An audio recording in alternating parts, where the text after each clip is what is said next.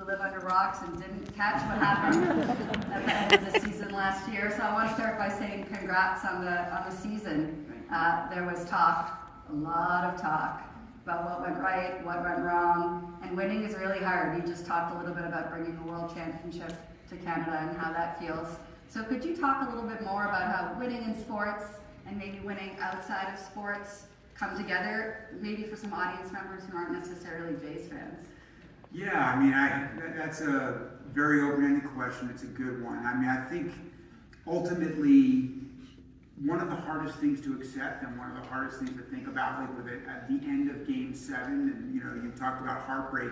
I don't view it as heartbreak. I view that as an outcome. That's a result. And the reality is, and you probably know this from all work all of us do, particularly people that work in the markets or anything, that there's a randomness to outcome. And so I think the most powerful lessons that you can draw are focusing on what you can control.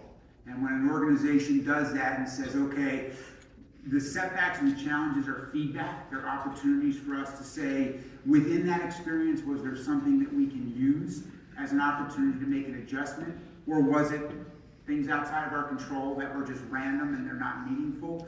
And that's a big process that I went through, before Game 7, was thinking about, okay, it's hard to believe, but in 3 hours it was going to actually be 11 innings, not 9 innings.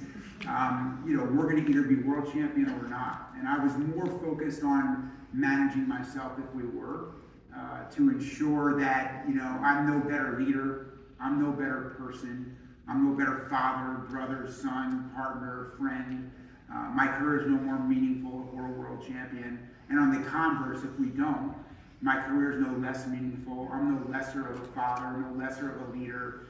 That outcomes, can't define you. It's the process, it's the journey, and it's the pursuit. And when, that last pitch happened, as it doesn't dull my competitiveness, it's not avoidance, it's just get back to the pursuit. That's my reflex. The process and the journey and the pursuit is kind of what I would say is where the beauty lies and where the happiness and fulfillment lies.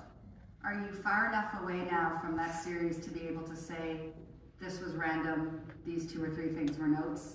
Like stuck ball, random. Yeah, centimeters, IKF centimeters. Yeah. Listen, I don't think you ever quite get past knowing you were close.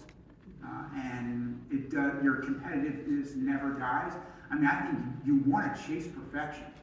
I want to go 162-0. That's never going to happen. It's never happened in the history of the sport. But I think that you're perpetually thinking about how do we get better? How do we, not hold ourselves to the